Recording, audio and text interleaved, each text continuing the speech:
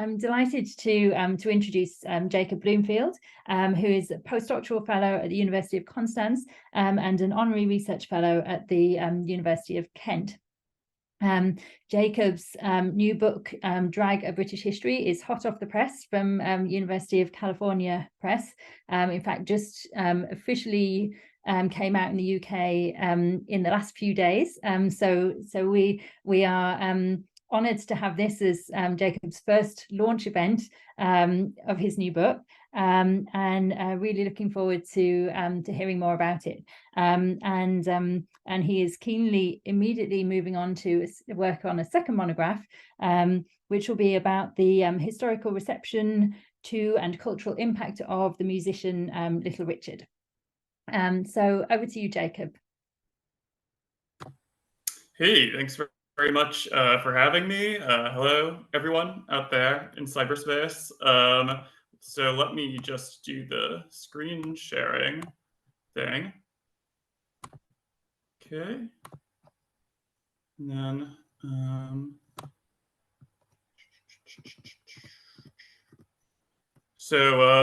Rebecca, can you see this? Can you say it? It's great, Jacob. Yeah. It looks fine? Okay, good, because I can't see anyone except for my slides. Okay, well, thank you very much for having me. This is really, really nice and a big honor.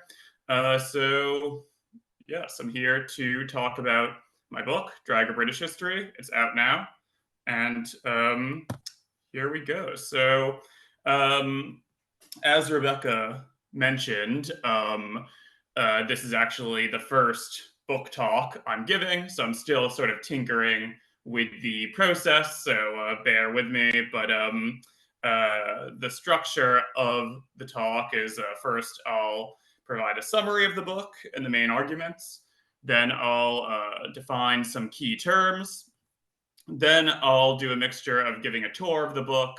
I'll provide the evidence or some of the evidence in support of my key arguments. I'll talk about some key figures who I discuss in the book, key performances, events, etc. And then we'll have a Q&A.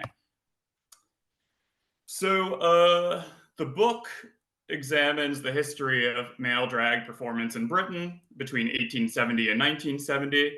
Why did I choose that chronology? A lot of people know that in the Elizabethan and Jacobean periods, you had the boy players playing women's roles. I could have gone back to that. But I think 1870 or, the late 1860s, early 1870s cultural moment is when our present day ideas about drag start taking form. So that includes, for example, the term drag, meaning cross-dressing, first appears in a British newspaper in 1870. And also there are new ways about talking about drag and gender variance. I'll describe gender variance and drag in a moment. So for instance, you have sexual theorists and sexual scientists pathologizing cross-dressing and gender variance in this time. They say basically that if you see a man wearing a dress, it is not necessarily merely a man wearing a dress, but it explains that act tells us something more about that person's psyche and persona. So that's part of the kind of 1869, 1870 cultural moment. Drag exists, I argue, as a mass cultural form between 1870 and 1970. This is when drag is being seen by people of all different classes, all different cultural tastes, from all different regions in Britain. And then I end the book in 1970, and that's not because no interesting drag was happening after 1970. Of course, there was, a flourishing drag scene, but I think post-1970 drag is sort of a different story. So first of all, you have what I would call pure drag being more overtly claimed by gay culture. For example, the GLF utilizes drag in their zaps or performative activism, or kind of performance slash activism. And so, while of course drag has long been associated with same sex desire before 1970, and drag has held fascination for same sex desiring people before 1970. I would say that the late 60s, early 1970s is when you have, drag being overtly claimed by gay culture. And then simultaneously, you also have more diluted forms of drag permeating popular media. So, for instance, glam rock and in pop music.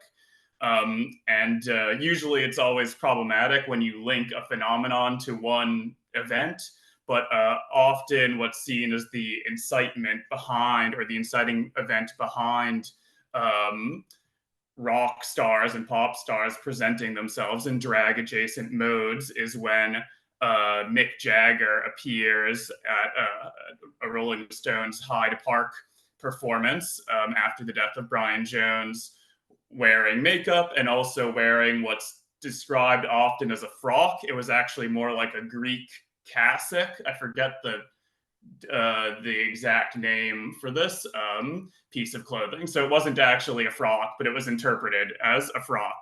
And Mick Jagger has often been referred to as a drag, or he has been referred to as a drag mother, for inspiring rock stars to present themselves in what I would argue are drag adjacent modes. So, what are my main arguments? I've tried to keep the main arguments rather simple and straightforward, at least on the surface. So, first, that historically drag has endured as a critically and commercially popular art form. I say on the back of the book that the book aims to affirm drag's centrality to modern popular culture.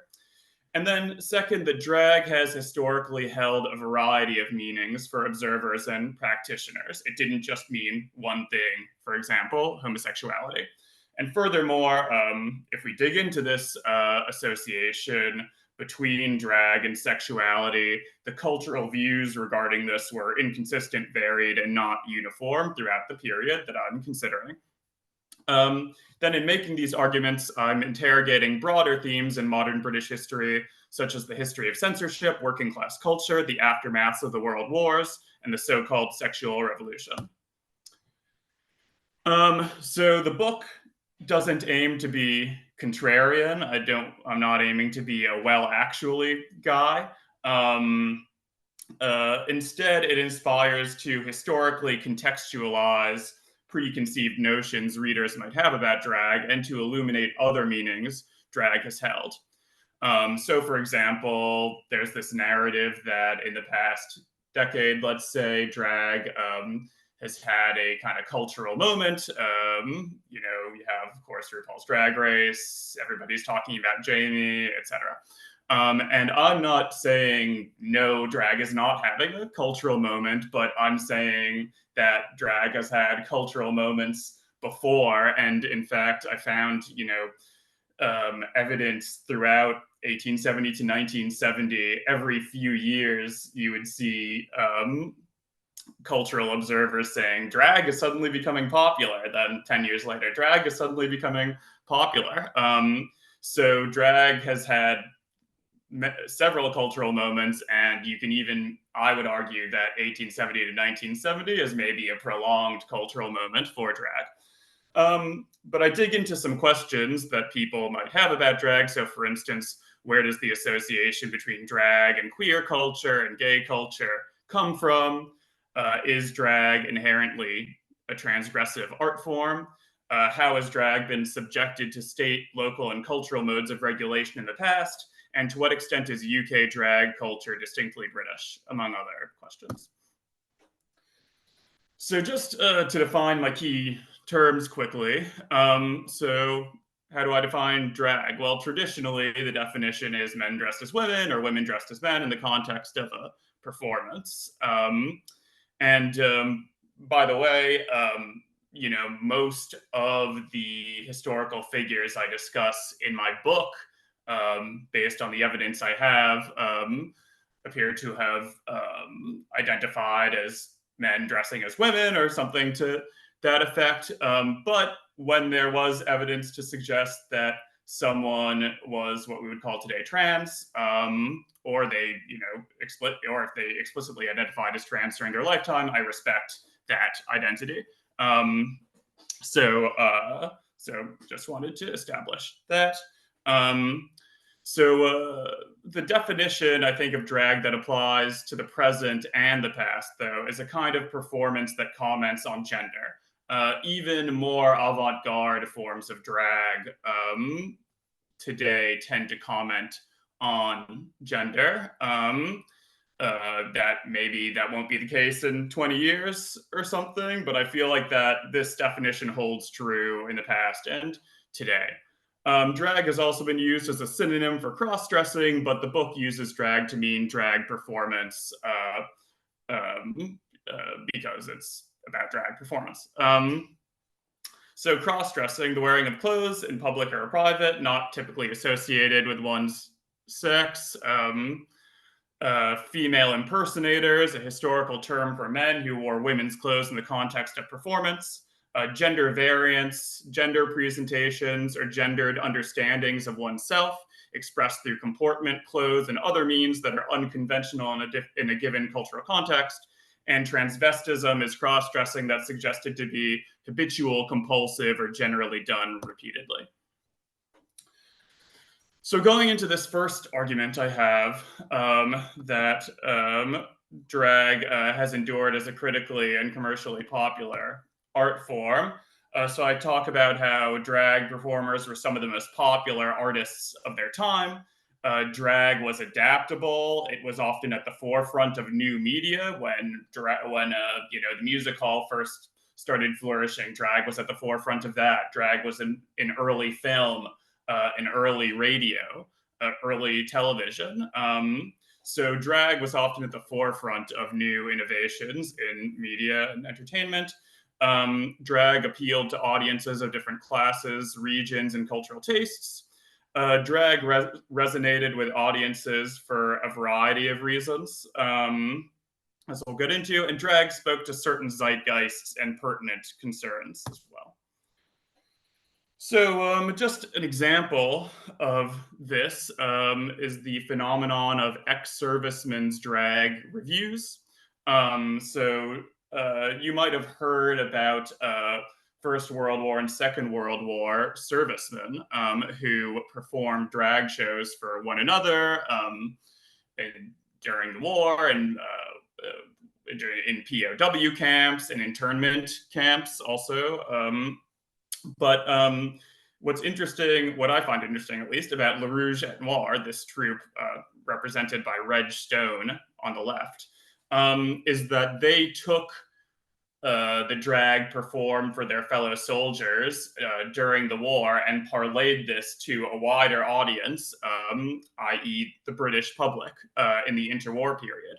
So Le Rouge et Noir toured all around Britain. They had these hugely popular touring reviews, and they were also the subjects of one of the very first British-made talkie films. They were the stars of that film, not side characters, and they came out with 2 other films afterwards. So they had a whole media franchise based on this ex-servicemen's drag troupe. Then the ex-servicemen's drag review phenomenon flourished again after the Second World War. Some of the shows after the Second World War ran for nearly a decade. You have a show like called This Was the Army, for example, which ran for, I think, 9 years. It's interesting. So you might be thinking, yeah, they were able to get away with doing drag because they were ex-servicemen, and their masculinity was seen as beyond question, or at least more beyond question than the average non-serviceman. But and reviews of the shows, of these ex-servicemen's drag reviews, often comment on the ex-serviceman angle of the shows, and particularly with the interwar ex-servicemen's drag reviews, audiences saw the shows as a way to connect with servicemen's wartime experience. So it was educating and it was educational and entertaining. But the reviews I've collected for these shows mainly emphasize how hot they thought the performers were. And they really go, especially Reg Stone and Le Rouge et Noir, they really go into excruciating detail about how hot Reg and Reg's compatriots were. And similarly, you see this advertisement for This Was the Army. It mentions the ex-serviceman aspect, and of course the title is This Was the Army. It's a play on the Irving Berlin show This Is the Army, and which also featured drag by American GIs.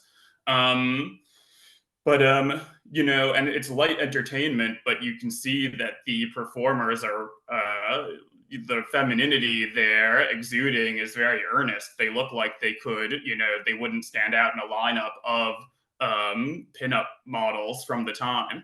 So while the shows were comedic, the performers earnestly tried to project glamour and beauty, and they wanted audience members to be to fall for them, at least temporarily, during the performance, and that wasn't seen as a crisis of sexuality. That was seen as part of the fun.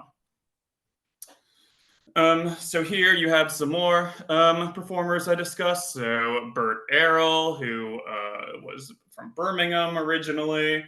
You have a person in the middle named Mystery Gauze. This is someone who I've not seen in any of the secondary literature. I found them looking through scrapbooks of performances and Great Yarmouth, actually.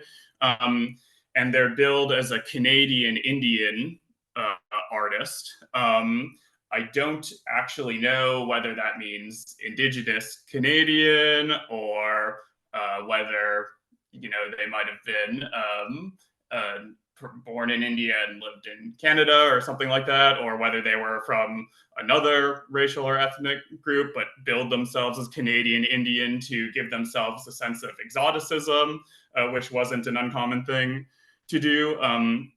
But they're interesting, and it'd be cool if people discover more about them. And they were referred to as a bunch of different, they were described in racial terms in different ways as well, which makes it a bit more confusing. So anyway, moving on, you have Julian Eltinge, the American female impersonator who was extremely popular around the turn of the century and into the interwar period. And he performed for Edward VII in Windsor Castle. He was a hugely popular just entertainer in his own right, full stop, not just a hugely popular female impersonator. The reason why I'm showing you these people for the purpose of this talk is, Bert Errol, born in Birmingham, but performed in Australia and North America, continental Europe.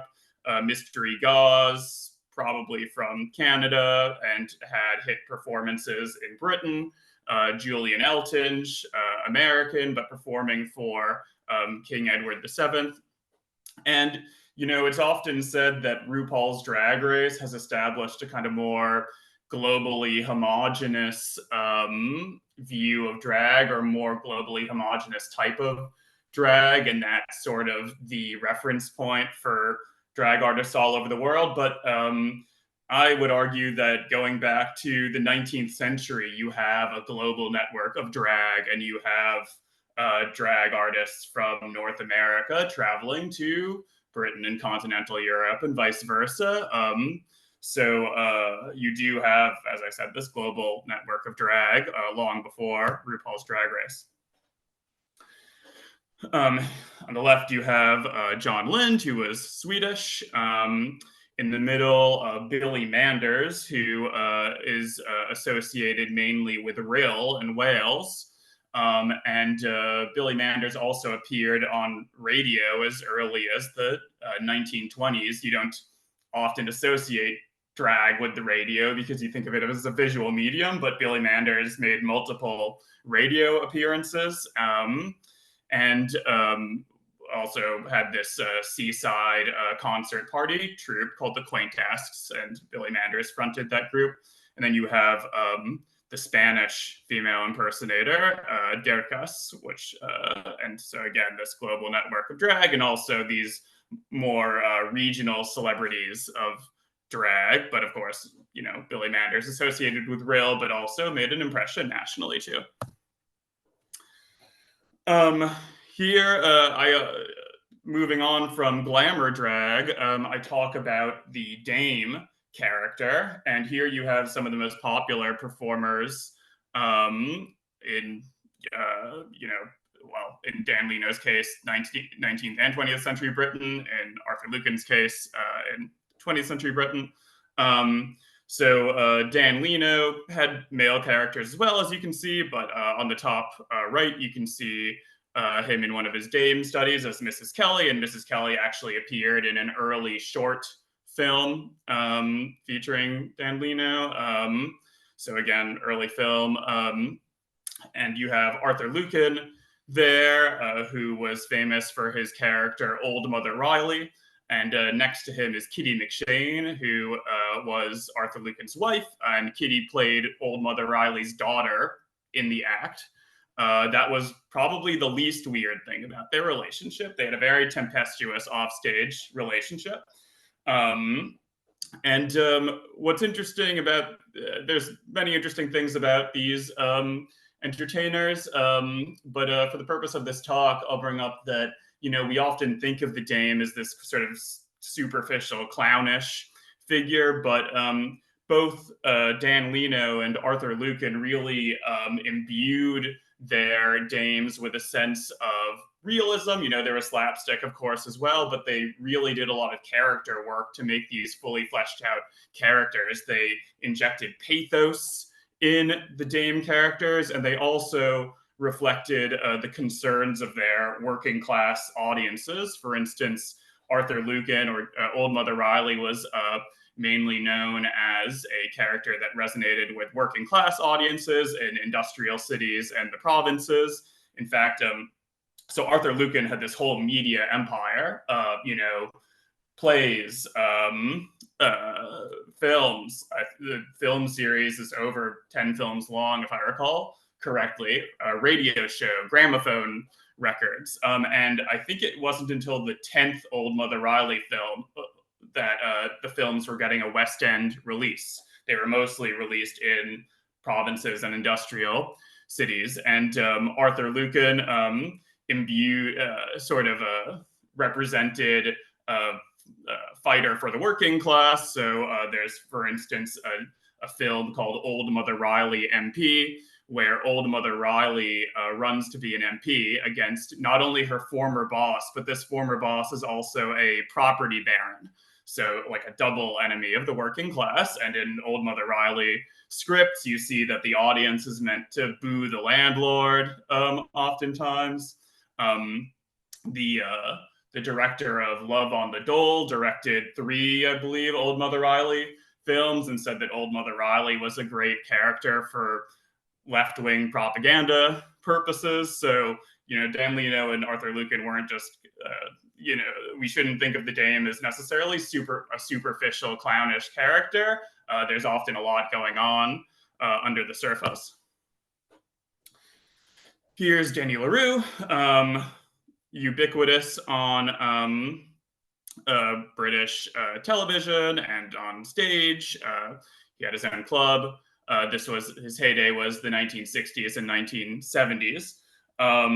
And I use LaRue as an example of conservative drag because LaRue, he had a club in Mayfair near Soho, and he cast himself in opposition to the live sexual entertainment of Soho, and cast himself in opposition to the modish kitchen sink drama that was coming out in the theater at the time. He, in his comedy routines, he'd make fun of emblems of the so-called permissive society, like John Lennon and Yoko Ono. He bemoaned that the Latin Mass had been abandoned under Vatican II, etc. So I think he's a good example of conservative drag, and he was sort of this cultural touchstone for conservatives amidst the tumult of the permissive society. And there's often this narrative that drag is an inherently leftist or progressive art form, and I think it, certainly can be. But I would argue there's that conservative drag exists too. Just like in many other art forms, you can have or pretty much every art form, you have conservative strands or progressive strands, or just strands that don't make any political statement. And so I think the same is true of drag. You do have conservative drag. Okay, so just moving on to the last act of this presentation. So drag as an art form, I argue, held various meanings for both practitioners and observers. And so I open the book with a case study to demonstrate this in part. So the case study is about a show called We're No Ladies. It played in Notting Hill in 1958. And this at the time, if you wanted to stage a new play for the public or insert new parts in an old play or make additions to an old play, you would have to get the play licensed by the Lord Chamberlain's office. The Lord Chamberlain's office was basically the state theater censor between 1737 and 1968. And sometimes if the Lord Chamberlain's office heard that a play was going off script and presenting obscene material, they might get an employee of the office to visit the show. And that was the case with We're No Ladies. So the Lord Chamberlain's office sent Secretary Ronald John Hill to the show in, I think, October of 1958. And he noticed that the theater was filled with most respectable people, with many accompanied by wives and girlfriends. He seized upon the reaction to a gag where a performer said, "That's camp, all right."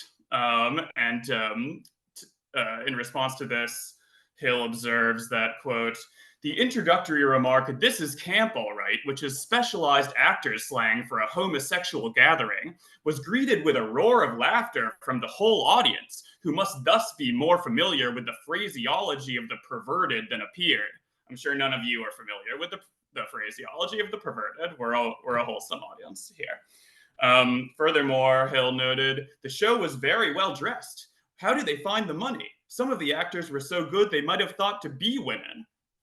And so Hill thinks the show is a second-rate show and that it's a bit bawdy, but ultimately acquiesces, saying there's no law which prevents female impersonation on the stage. It is, in fact, as old as the stage, and he lets the show continue with a warning. And there's even a revised version of We're No Ladies that is written later and is given a license with no problem by the Lord Chamberlain's office.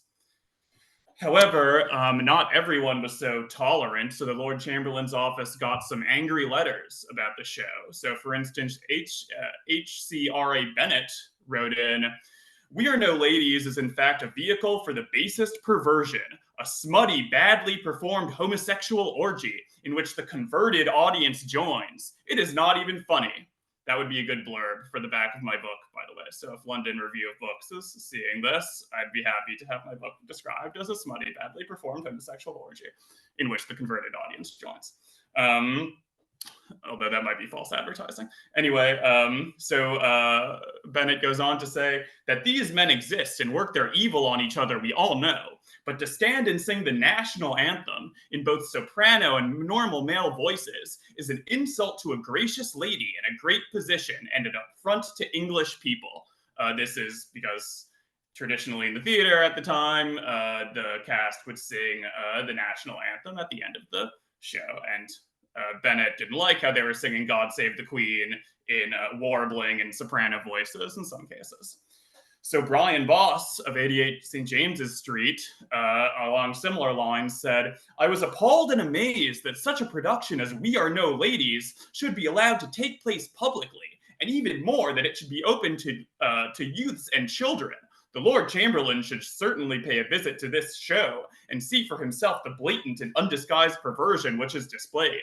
And you can see, you could pretty much write an angry letter about drag queen story hour today using the same, or I assume you wouldn't, but people who are opposed to drag queen story hour would, use very similar language, if not exactly the same language. Then another correspondent wrote in, "The entire performance was openly suggestive of homosexuality." So just in this one case study, you can see that drag, for some people, like the audience, represented airy popular entertainment and a source of humor.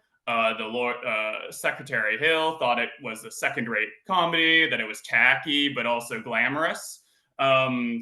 Secretary Hill also thought that the drag in the show reflected time-worn theatrical heritage. But for others, drag represented pederasty, perversity, homosexuality, evil, and a threat to the nation and national institutions. So just from this case study, you see that people thought all sorts of things about drag at any given time. So I will end the presentation there, and I'm happy to accept questions. Thank you. Thank you very much, Jacob. That was fascinating. Okay, so we now have plenty of time for questions from the question in the